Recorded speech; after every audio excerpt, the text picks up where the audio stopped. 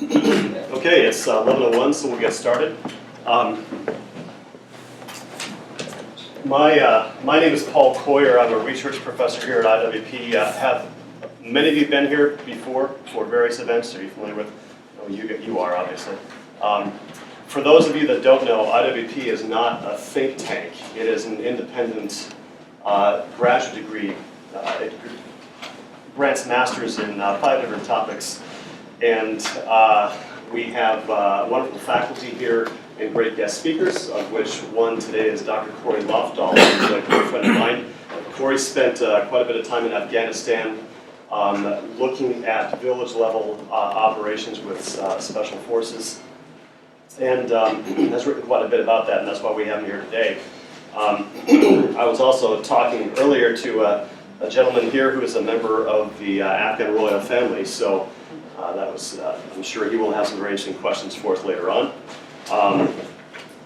Corey has a kind of a mixed background in engineering as well as international relations. He has graduate degrees from, like many of us, he loved to be a student a bit too much, so he got graduate degrees from Brown, MIT, and University of Colorado in Boulder. Obviously, glutton for punishment, which explains the type of personality that would then go to Afghanistan, and apparently enjoy it, at least in the sense that you learned a lot and did quite a bit of analysis after, based upon his experiences there. So, Corey draws today on several studies in addition to his own experience. One is 100 Victories by Linda Robinson, which focuses on the command that Corey was part of when he was in Afghanistan. Game Changers by Scott Mann. VSO/ALP, he'll explain those acronyms later on, by Lisa Manning, and One Tribe at a Time by Jim Gant. And again, Corey's own personal experiences have been most informative in this regard. So without further ado, I will introduce Dr. Corey Lofdahl. Thank you, Paul.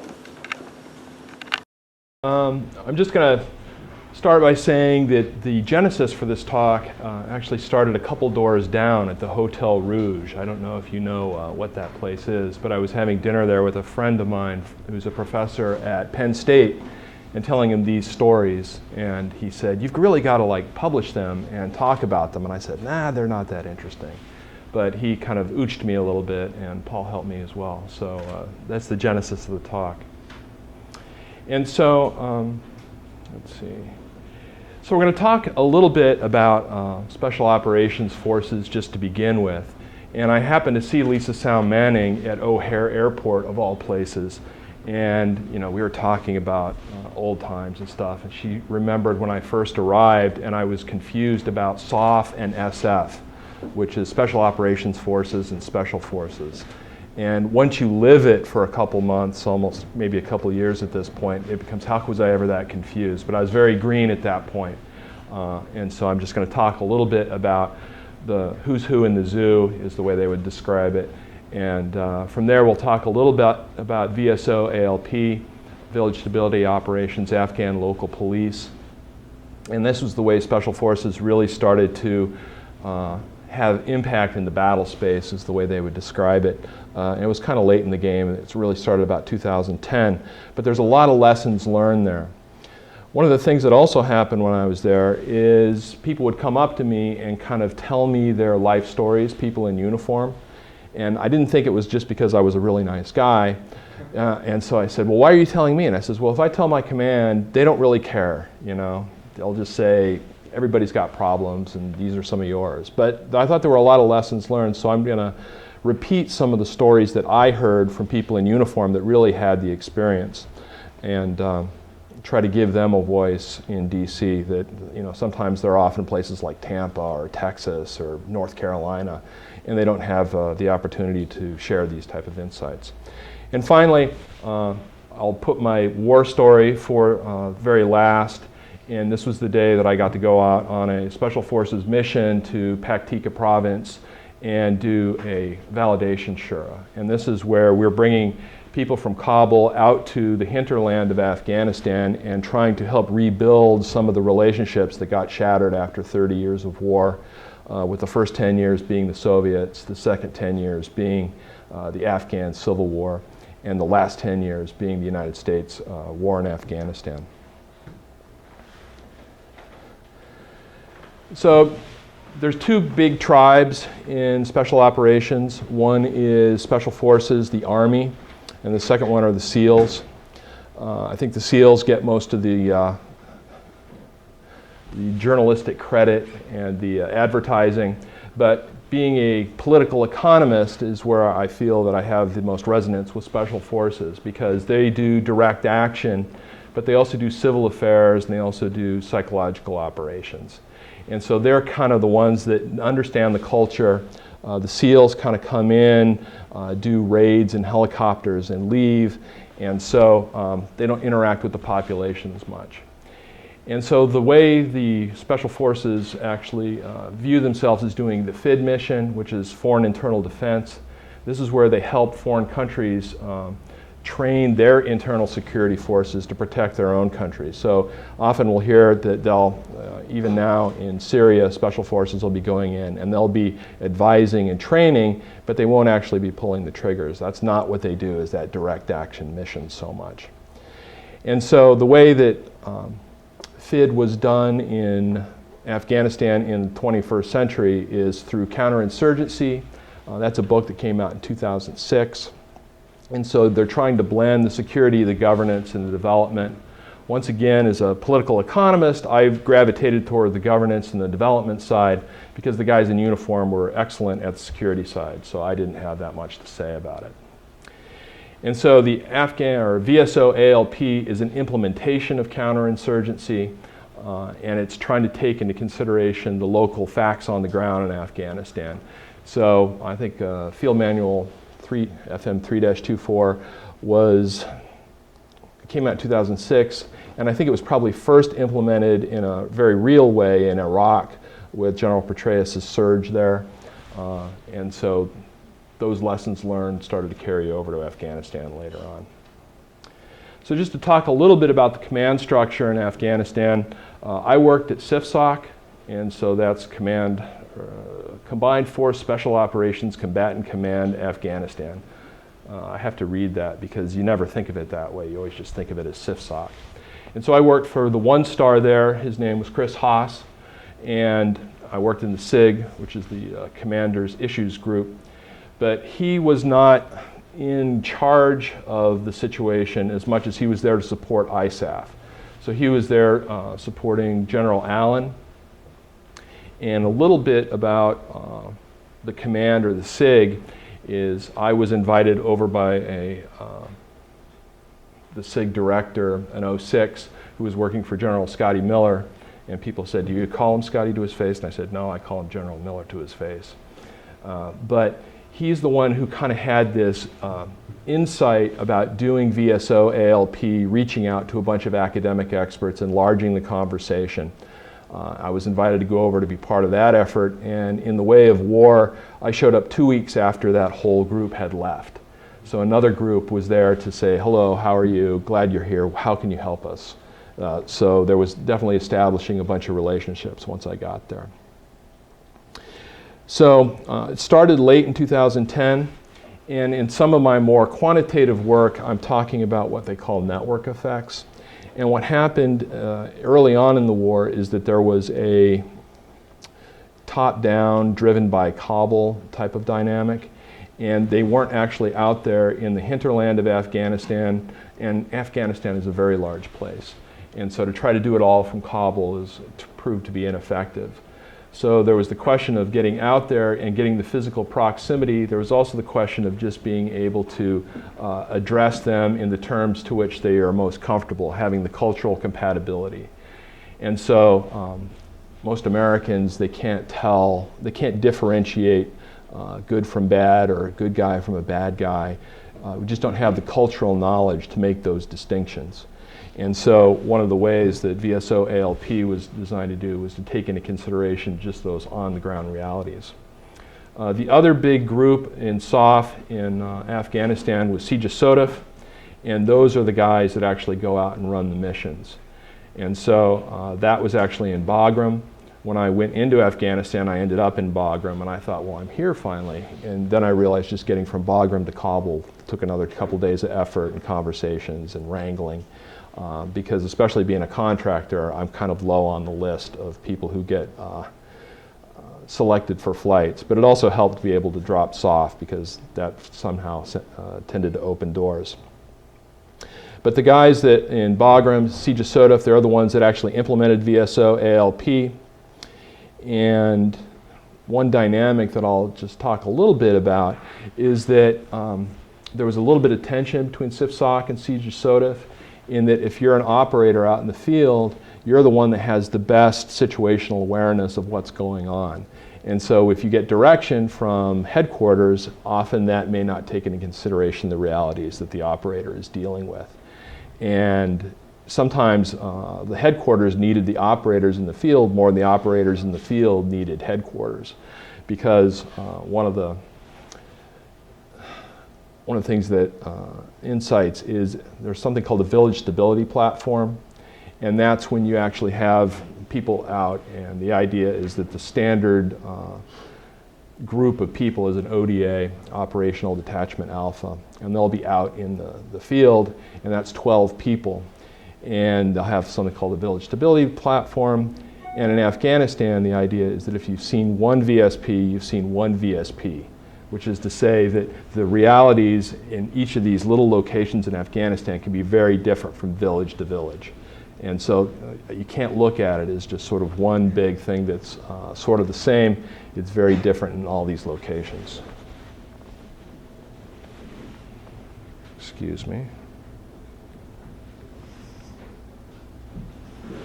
So the VSO ALP methodology. So there's a bunch of security forces in Afghanistan. One of the truisms, I think, in international relations is the less secure the country is, the more different types of police forces it has. And so with VSO ALP, they were trying to bring some uniformity to this diversity of security forces. And the idea here is that sometimes we would come in, or the U.S. forces would come in, and there would be some sort of a security force, but the question is it really a security force, or is it a militia? And you know, it depended on which region you're in. Some of them are good, some of them are not so good. A lot of them are kind of like right in the middle. One of the other truisms that I learned was there's good bad guys and there's bad good guys. All the good guys have been killed in 30 years of war, and the bad guys, you just want to engage more directly. So you're always working in this like gray zone of good bad guys or bad good guys, and it's difficult. So the idea with VSO is that you would come in and you would try to identify the good guys. You can imagine doing a raid, you come in, you try to find the bad guys. If you're coming in to do VSO ALP, you're trying to find the local leaders. And this can often be difficult because they're not the ones that are like coming out immediately when you come into the village. Because if you do that, they probably would have been killed 30 years earlier. So you need to come in, establish routes, start to identify these local leaders. And once you've done that, then you can be invited in. They can start to nominate young males that they think would be trustworthy to guard the local village. And so there's 100 districts that were selected for VSO ALP in Afghanistan. We had 60 ODAs or ODA equivalents. That's because SEALs were coming in and doing that FID mission, and that created some interesting dynamics as well. They're dedicated and motivated, but they're not trained as deeply in that governance, security, and development as special forces are. And so once you have those 60 groups trying to do 100 districts, then you also needed to have them disengage in some districts and go to other districts. And so one of the other dynamics is that these guys are really great. They exhibit a lot of leadership. They have resources. And so when they come into the district would think, oh, we just want to keep them here forever. And initially, they could stay there for quite a while. And then they started to need to disengage. And then what happened is sometimes the good work that they did would fall apart if there's not somebody there to kind of drive it and motivate it and resource it.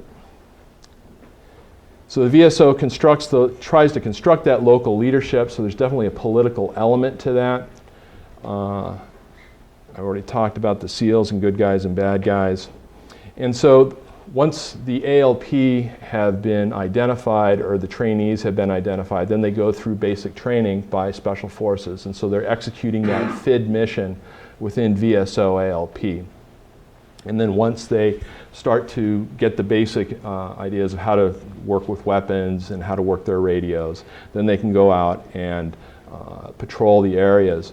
And even though they're not a very capable military force, they know who belongs in the village and they know what right looks like. And if the Taliban show up, they may not be able to handle it themselves, but then they can start to call in other forces that are more powerful. And so they provide that cultural context that U.S. forces just couldn't do. And it also proved very effective against the Taliban. After a while, the Taliban started to resort to a number of different techniques to try to counter VSO ALP because it just absolutely proved so effective. Whoops. Sorry. Go ahead. Yeah, it's just a fence. The idea is that you'd have not very capable forces distributed widely. And if it turned out that somebody, the Taliban showed up, then they could get on the radio and say, you know, we're having a problem here. And then the Afghan commandos could come in, or U.S. forces could come in, but somebody who was more capable. So the way CIFSOC worked is that we generated this report every week. And so here's where we're identifying what the districts are that had been identified for VSO ALP.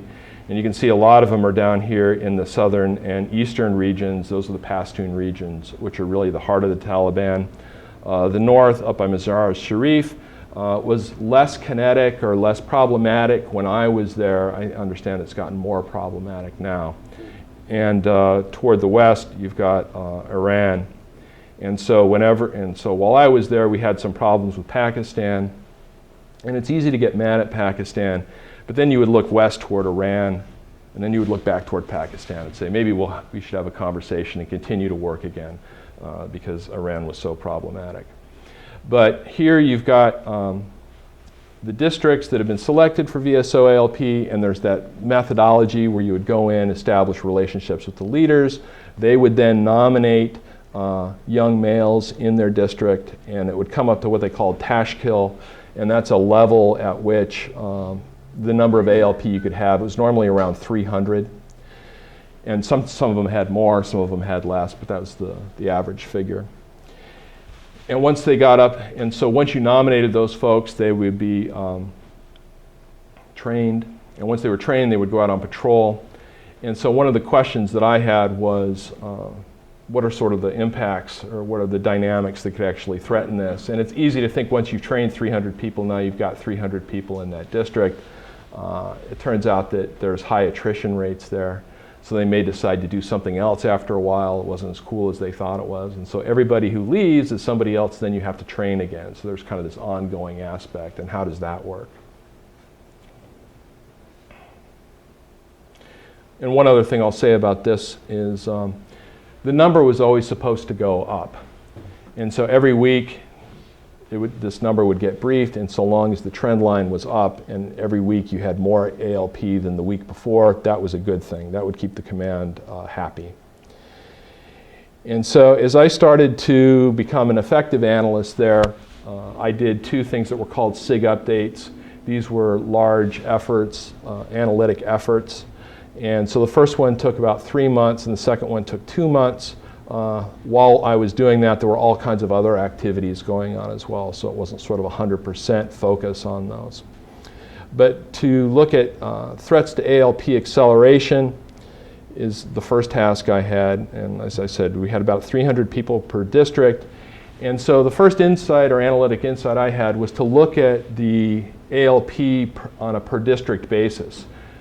We had all that information there, but it was all being added up and saying, all right, across Afghanistan, are we increasing the number of ALP? And so what I did is I looked at all the historical information and broke it out on a per district basis and presented that to the command. And what happened is that there's basically 3 different types of district, easy, medium, and hard. And so the easy ones are you go in, they love Americans, they love the central government. I talked about how green I was, and so the government there is called JAROA, the government of the Islamic Republic of Afghanistan. So when I first got invited down to SOCOM in Temp, I was spelling JAROA with a J. I got corrected on that quickly. But the easy districts, they really like Americans. They were dedicated and motivated. They came up to Tashkil quickly. There were hard ones where we put an ODA 12-man element into probably too hard, too kinetic, too Taliban controlled of a district, and they never got traction within the population, and they probably spent all their times defending themselves. And so that, they may have gotten 0 ALP or 10 or 20, but they just never got the numbers. Then there were other ones that were kind of medium, where they would come up to maybe 50% Tashkil, and then an IED would go off, and then they would go back, or the Taliban would show up. And there were some very interesting dynamics there, and that led to a rich conversation with the command, and by the command I mean the commanding general and his staff, especially the 3, the operations guy, and the 2, the intel guy. And so they started thinking like, oh, this happened here and this happened there, and that led to a lot more work, and they really liked that. The second thing I did, I actually came home in December of 2011 and got on an airplane and went back in January 1st. And so when I got back, I started working on Afghan elections. So in 2014, there was an election in Afghanistan, and we'll talk a little bit about operator insights, but what I was doing was going through the 2009 elections and looking for how SOF supported those elections. And basically the idea there was to act as a QRF, a quick reaction force for the pickets, and be in the background and to put as much of an Afghan face and let the Afghans do it as much as possible. So there was logistics support, how do you get ballots back and forth, where do you put the QRF, how much action was there in 2009, do we expect more or less in 2014. So I wasn't working on elections per se, I was looking at how SOF supported those elections. The last thing I will say is that there was a kind of a, I don't want to say attention, but an increasing importance of special operations in Afghanistan because they were having the most impact in the battle space. VSO ALP was fairly effective. And so if we're having all that effect, what happens is that SOF is normally a support for conventional forces. And so that's always been SOF's role, that as SOF becomes more important in these kind of more counterinsurgency based efforts, then the question becomes, shouldn't they be playing a leadership role? And we did some planning with the J5 there, and we kind of thought, what would that look like if SOF moved into a leadership role? And from a political economist academic perspective, oh, this is totally natural. But if I had worn an army uniform for 30 years, this was semi-heretical. And so after I left, there was a 2-star command stood up, the Sajotif, and that's the badge down here, and it's closely patterned after the SOCOM badge up above. But that 2-star command is being put more into a leadership role. And so I wasn't there when that happened, so I don't have as many insights. But the overall dynamic is, what does it look like as SOF starts to take a leadership role within the Army? And one of the questions that we asked is that there's all these enablers that allow forces to operate out in the field. And so if SOF is doing that, and one of the aspects that we were doing at CIFSOC was having a special operations command, instead of just having sort of operators who are providing muscle and weapons in the field. What does it look like to have a special operations staff that has all those staff functions? And so, even though in CIFSOC we were doing a supporting role, the Sajotif takes that more of that leadership role. And I think there's an ongoing trend in that direction.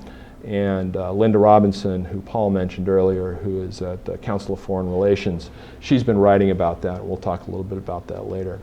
But as we start to have the drawdown right now, And if you're going to have forces in the field, these enablers are things like logistics, medical evacuation, medevac, CAS, close air support, and ISR, that's the sensors in the sky that are kind of looking for targets and seeing what's right.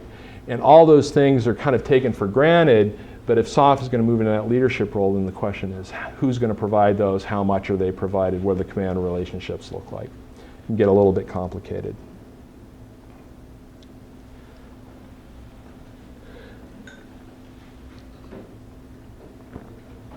So here we're transitioning into the accountability questions. And so FIT is a training mission, and while we were there, there's a question, there's always this, these guys are hard chargers, they're highly trained, they're highly motivated. SEALs like go through BUDS and all that sort of thing. And so they always want to like do stuff and they want to be successful. But one of the messages that the command was always telling to us was by, with, and through of the indigenous forces. And so we wanted to try to move more into a background that was difficult for those guys.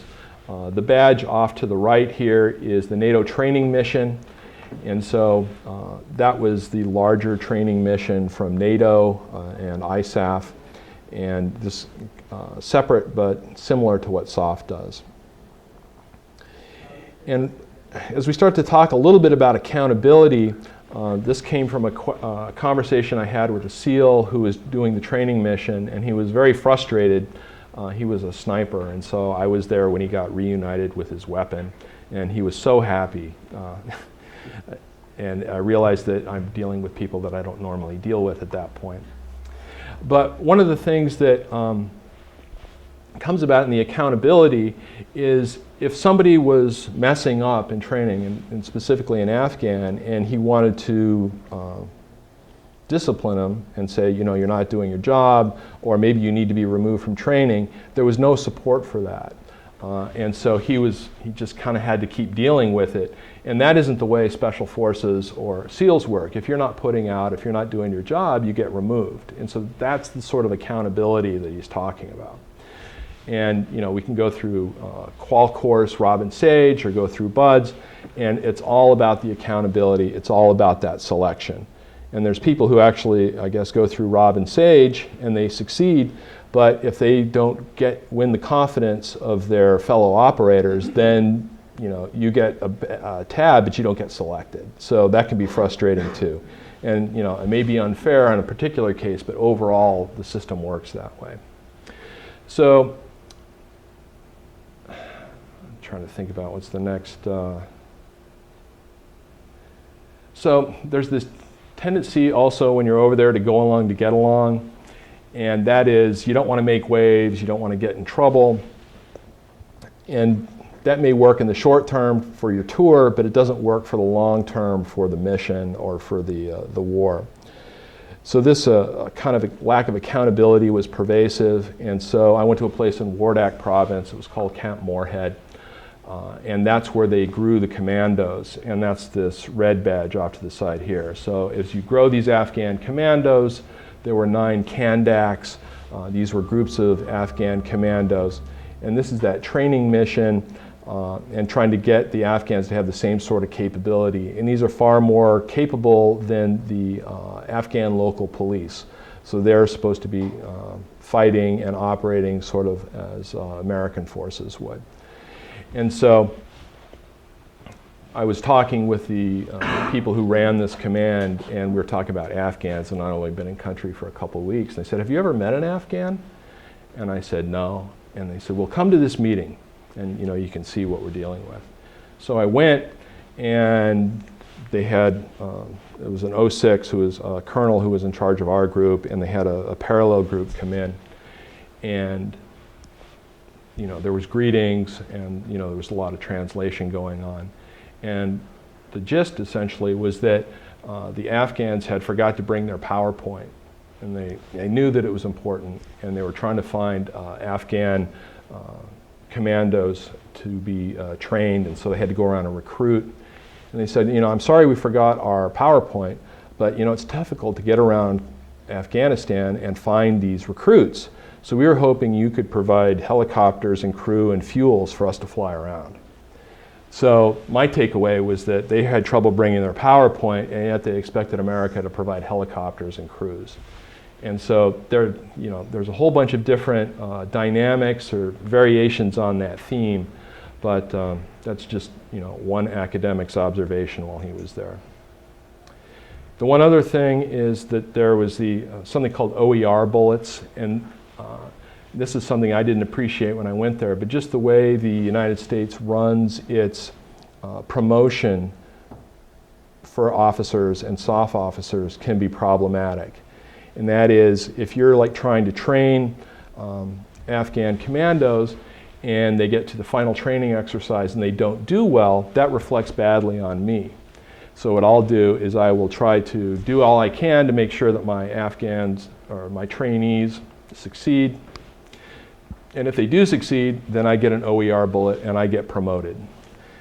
That's a problem because it probably would be better for the Afghans if they failed, but how does that look on my performance review as a military officer? So that's another complication factor, and one that as an academic, as a PhD, I wouldn't have appreciated just sort of going in. The next idea is having a small footprint. And what that means is that if you have a smaller budget, if you have fewer forces, if you have fewer resources in the country, that can actually be a good thing. And I didn't appreciate that at first, and they said what right looks like for SOF is Colombia. And so if you have that smaller footprint and a more extended engagement, then that allows you to work more effectively with them, and it also, that smaller budget doesn't attract as much attention. So when I was there, I didn't even know what SOF was doing in Colombia. Since then, I've looked at several papers and realizing that sort of intensive mentoring over a long period of time probably works better than having 100,000 boots on the ground and trying to have the baby 9 times the effort in 1 month, as opposed to having given it time to sort of gel and coalesce.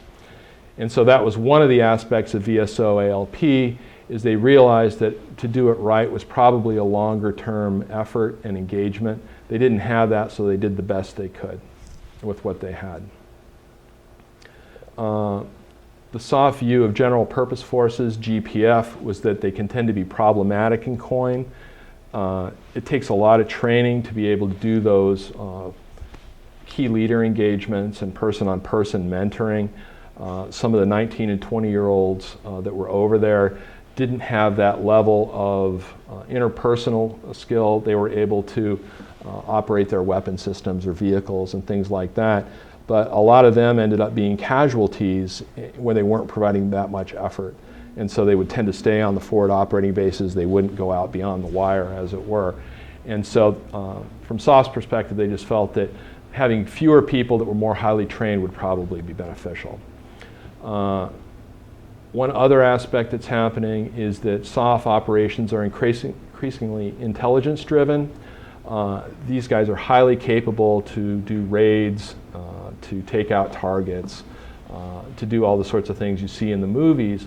But the problem is finding out who are the right people to do those things against. Where are the targets? And so over the 10 years or 10 years plus since 9/11, there's been that increasing focus on intelligence.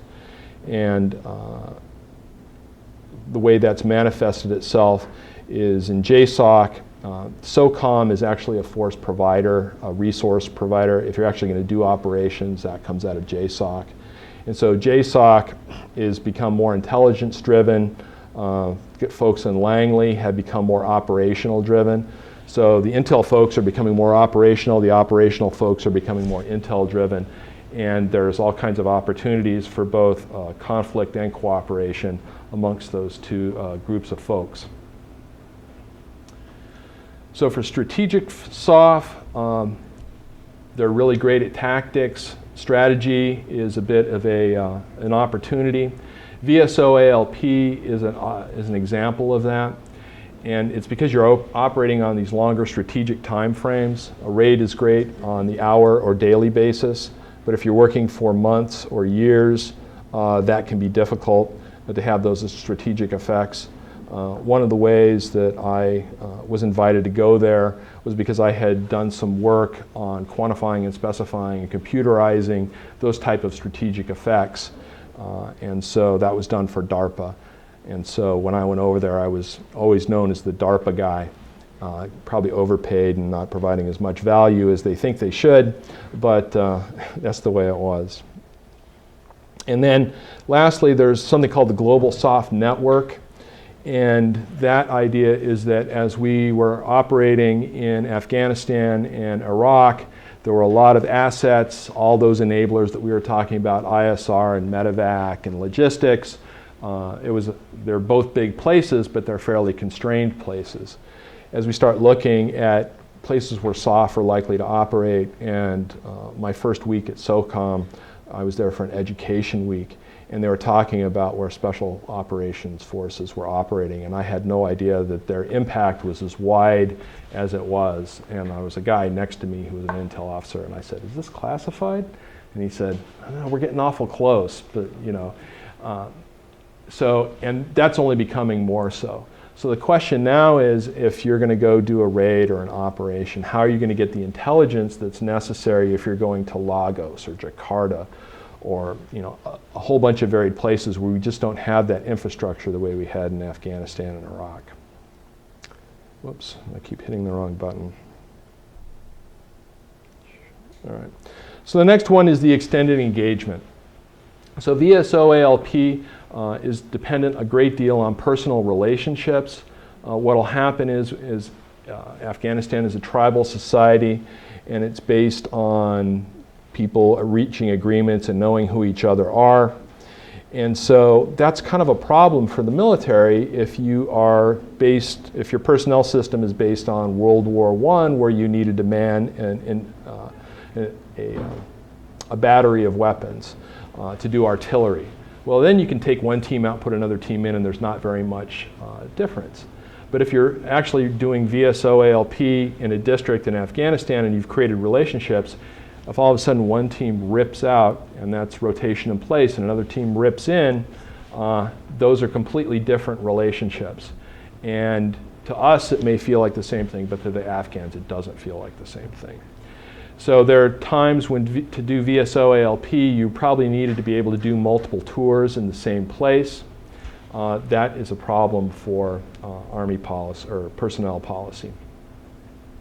And so one of the things, and this gets to my work, is as we were working with the 2014 elections, I had a 06 who's 10 years older than I am, and he was talking about how important the elections were going to be and how this was our last best chance to impact Afghanistan. And I didn't understand how democracy or increasing democracy was really going to help Afghanistan. And he finally just said, "Look, this is the orders that I'm giving you, and you're going to move out on those." And I went, "Yes, sir," and just did what he told me to do. I was going along to get along. But now that I've gotten out, I've kind of looked at sort of the impact of this reliance, or what I would say is over-reliance on democracy to impact these foreign countries. And I have a colleague who taught math at West Point, and he's a ranger, and he was over there working on Iraq elections in 2005. So when I went to speak at West Point, he was not there because he was working on elections. So I'm thinking, why is this ranger working on elections? He's a smart guy, but part of the thing is I might be wrong about this. And so as I look at the arc of the impact of democracy over Afghanistan, over Iraq, and other places as well, I don't see it having that sort of impact. So what's the alternative? So there's a guy named Jim Gant. He's a Special Forces major. He is infamous or famous, depending on your perspective, but he wrote a influential PDF pamphlet, white paper called One Tribe at a Time. And so he was the guy who said, this is what right looks like. Let's go into a district. Let's start to establish these tribal relationships. And the way the Afghans look at Americans in uniform is as a tribe. And it's a very capable tribe, but it's a confusing tribe because they don't act and think the way the tribes do in Afghanistan. So Jim was a guy who went native, as it were. He is highly influenced by Lawrence of Arabia, and he eventually was discharged from the army because he went too native. So there are people who say, you know, it's a tragedy. Other people say he was out of control. But he was a guy who really took seriously these tribal relationships. There's another guy, Lieutenant Colonel, that I worked with. His name is Scott Mann. He's written a book called Game Changers. And so the idea that he has is doing this bottom-up, and he's trying to make into a methodology the sort of insights that Jim Gant had. So the bottom-up, I think, is this kind of village stability platform, VSO. The top-down, I think, is being driven by the DC, the idea of having democracy come from the top down.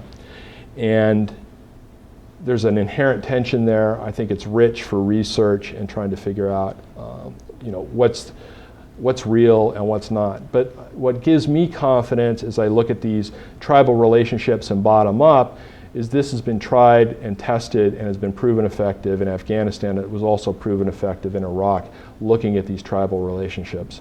So it's not the way Americans operate and think, but I think it's definitely an opportunity for improvement and moving forward on that. So just to end with a war story, the Yahya Khel District, Paktika Province Validation Shura. I was talking with a major at SIFSOC, and people ask what I did there. Most days I just sat behind a computer terminal and did exactly what I did as a graduate student and as a defense contractor. But the guy looked at me and said, "You really need to get out." And so he put me on a list to go to this validation Shura. And so the Shura was doing several things. It was bringing very important people from Kabul down to Paktika to introduce them to each other. It's kind of curious thinking, why is it the job of Americans to introduce Afghans to their national leadership? But that's the reality of what was happening. So we took them down there, and the idea was that we had already identified the local leaders, and once those leaders were identified, they needed to kind of have a formal meeting to say, yes, we want Afghan Local Police village stability operations in our district. We're signed up. It's good to meet you guys from Kabul. And once you make that arrangement, then there's a certain amount of support you get. You get pay, you get uniforms, you get weapons, you get night vision goggles, you get all these sorts of things. So there's an incentive to work with the national government, and you know, certain benefits accrue. But this meeting was to formalize that relationship. The security was not good. One of the things that I went over there that I found somewhat surprising was that the security got worse. I showed up in August of 2011 and left in March of 2012.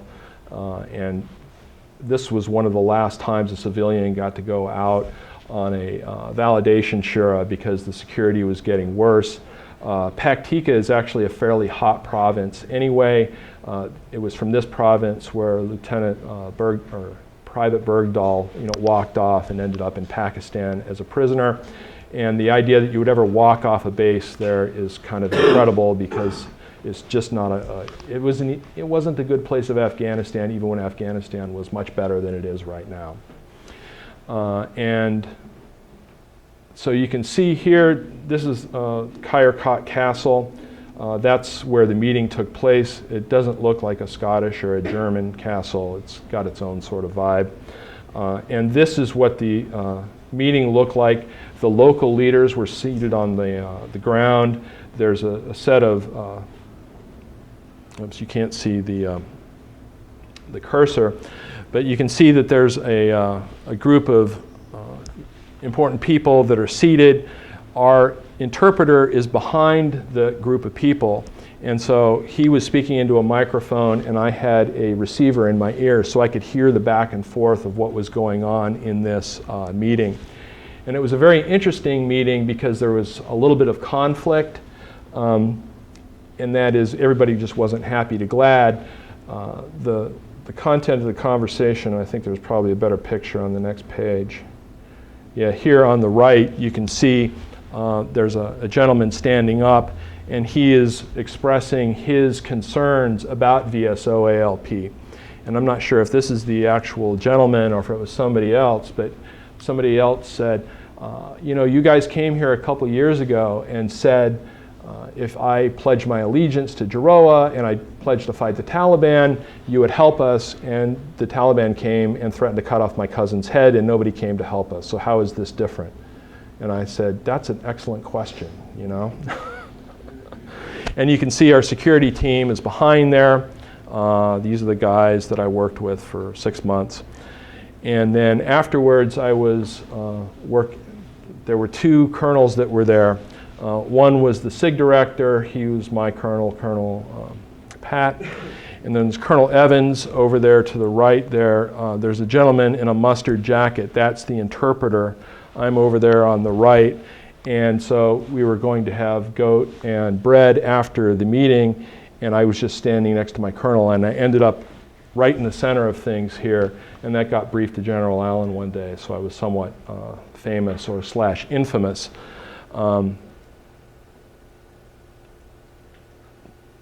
And then we left, and I found out that being in helicopters for hours is extremely tiring, so when I got back to base, I slept for like 6 hours. And of course the Army guys all just thought I was so green, and they found it somewhat hysterical. But that was my one day on a Special Forces mission, so I'm milking it for all I'm worth. So just to conclude, and we'll talk a little bit about how, just the way the talk went, I just tried to introduce certain concepts, things I learned the hard way, trying to make it easier for you. VSO ALP is a way to do counterinsurgency. The operator insights, all the things that I'm talking about here are, you know, trying to give these guys in uniform who really have amazing experience a voice. And finally, and as I talk about the operators, just a little bit of a serious note. There's a lot of praise inflation when you're over there. Everybody's doing a great job. You know, we have these meetings. It's a lot of fun. I think being at war was more fun than I thought it was going to be. We did get attacked 3 times, but I never saw like the whites of their eyes or anything like that. But the people on this wall right here are people who paid the ultimate price. They're no longer with us. It's a little bit sad. And so these insights that I'm giving, you know, there is a price that's been paid for them. And with that, I think I will sign off and take questions.